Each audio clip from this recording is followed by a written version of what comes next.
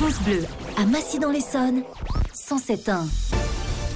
Et justement, l'invité du matin, vous l'avez dit, Faustine Kelmel, est un candidat de l'Union populaire républicaine.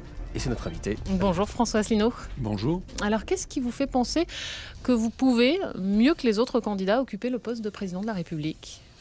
Écoutez, moi je suis celui, parmi les candidats, l'un de ceux en tout cas qui a le plus d'expérience. Et je crois l'un de ceux qui connaît le mieux les dossiers. Voilà. D'expérience sans avoir jamais été élu ? Si, j'ai été élu au Conseil de Paris, mais surtout j'ai été, d'ailleurs je signale que parmi les favoris, il y a des gens qui n'ont jamais été élus. Je pense à M. Macron notamment. Moi j'ai été pendant plusieurs années au cabinet du ministre de l'Industrie et du Commerce extérieur sous le gouvernement de M. Balladur, et ensuite pendant plusieurs années dans le cabinet du ministre des Affaires étrangères du gouvernement Juppé sous la présidence de Jacques Chirac. Pendant 4 ans, j'ai donc ainsi fréquenté les allées du pouvoir et participé à des entretiens au plus haut niveau. Or, je rappelle que le président de la République, d'après notre Constitution, d'après l'article 5, est le garant de l'indépendance nationale. C'est-à-dire qu'il faut avoir la hauteur de vue nécessaire. Il faut s'être, si vous me le permettez, un petit peu frotté aux entretiens au plus haut niveau avec des chefs d'État et de gouvernement du monde entier. De l'expérience, donc vous le disiez, vous avez travaillé aux côtés de nombreux élus de droite. Vous vous situez où sur l'échiquier politique ? Alors, moi, je viens de la droite parlementaire. Ça n'est pas un mystère pour personne. D'ailleurs, je le revendique. Mais j'ai créé un mouvement politique le 25 mars 2007 pour appeler les Français à sortir de l'Union européenne, de l'euro et de l'OTAN. En faisant ça, vous imaginez que je me suis coupé des gens que je connaissais. Et c'est un mouvement politique de large rassemblement. Et ça n'est pas moi qui le dis, c'est le ministère de l'Intérieur, qui est la seule institution en France qui est habilitée à donner une étiquette politique, qui a classé notre mouvement en mouvement divers, c'est-à-dire au-dessus ou à côté du clivage droite-gauche. Et d'ailleurs, de fait, nos adhérents viennent d'un petit peu partout et viennent notamment pas mal de la gauche. Et pourquoi ? Parce que je ne propose pas que de sortir de l'Union européenne, de l'euro et de l'OTAN. Je propose aussi d'avoir un programme qui s'inspire des idéaux du programme du Conseil national de la résistance et de la libération, avec notamment une insistance toute particulière sur le fait de préserver les services publics. Je propose dans mon programme de renationaliser ou d'interdire de privatiser EDF, GDF, La Poste, la SNCF, Orange, TF1, et puis toutes les sociétés d'autoroutes et les sociétés d'adduction d'eau, ainsi que toute banque bénéficiant de fonds publics. Et puis je propose d'inscrire aussi dans la Constitution la sécurité sociale pour tous et les retraites par répartition. Je voudrais quand même qu'on revienne, parce que vous y êtes passé rapidement, sur ce que vous appelez le Frexit, la sortie de l'Union européenne et de l'euro. Pourquoi et pour faire quoi ? Pour rendre aux Français leur démocratie. Parce que, et pas seulement, c'est aussi pour que les Français échappent au tsunami qui arrive.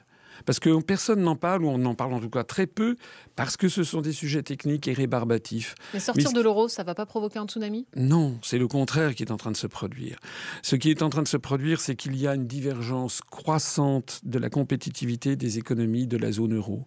Depuis 1999 jusqu'à maintenant, on estime, et quand je dis on, c'est le Fonds monétaire international, c'est Nomura, c'est Natixis, etc., que la compétitivité de l'économie allemande s'est améliorée de 21% par rapport à l'économie française. Alors on fait quoi ?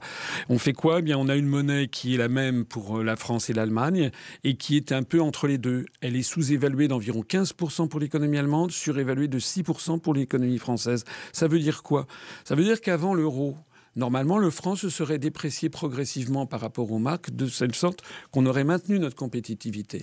Comme on ne peut plus le faire, eh bien, on a donc des déficits commerciaux géants, on a une monnaie trop chère et le chômage ne fait que monter. Je sais que c'est un petit peu compliqué.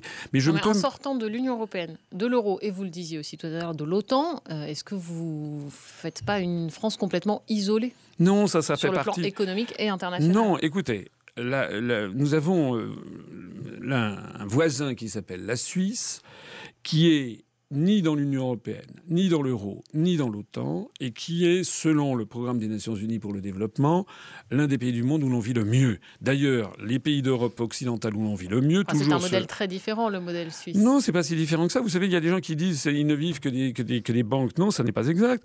Vous savez que c'est aussi une grande puissance industrielle et exportatrice. Nestlé, vous avez vu dans les magasins, on trouve des produits Nestlé.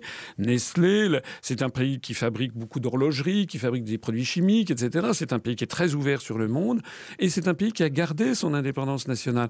Moi, ce que je veux pas du tout fermer la France sur elle-même. J'explique, je l'ai déjà expliqué plusieurs fois, il y a 6653 traités bilatéraux ou multilatéraux qui relient la France au reste du monde. Et je propose d'en dénoncer 3, c'est-à-dire qu'on restera lié à 6650 traités après être sorti de l'Union européenne. On restera à l'ONU, au Fonds monétaire international, à la Banque mondiale, etc. C'est une erreur de croire que la France se refermerait sur elle-même. C'est faux. Au contraire. Très rapidement, François Asselineau, vous avez obtenu moins de 1% des voix, votre parti, aux dernières élections européennes régionales. C'est quoi votre objectif sur ce scrutin ? Moins de 1%, c'était déjà pas mal de faire près de 1% des suffrages avec 190 000 électeurs au régional de 2015. C'est toujours plus que M. Macron qui, pour l'instant, a obtenu... Il ne s'était pas présenté. Donc. Oui, non, mais justement, il a obtenu 0 voix. Donc nous, on a fait près de 1% des suffrages, ce qui n'était pas mal, puisque qui nous connaissait ? Il y avait peut-être 2% des Français qui nous connaissaient. Et votre objectif ? Là, en fonction du nombre de Français qui vont nous connaître, et je pense que ma notoriété est en croissance verticale, je le vois quand je me promène dans la rue, je suis abordé très souvent, je pense... Très honnêtement, je ne fais pas un effet d'annonce, mais je pense que je vais faire un score qui va surprendre. Il suffit d'aller regarder les sondages sur Internet où je figure. Je fais des scores qui sont assez spectaculaires. Bon, eh bien, nous verrons ça. Merci beaucoup, François Asselineau, candidate de l'Union populaire républicaine, d'être passé ce matin par France Bleu, et bonne journée. Merci.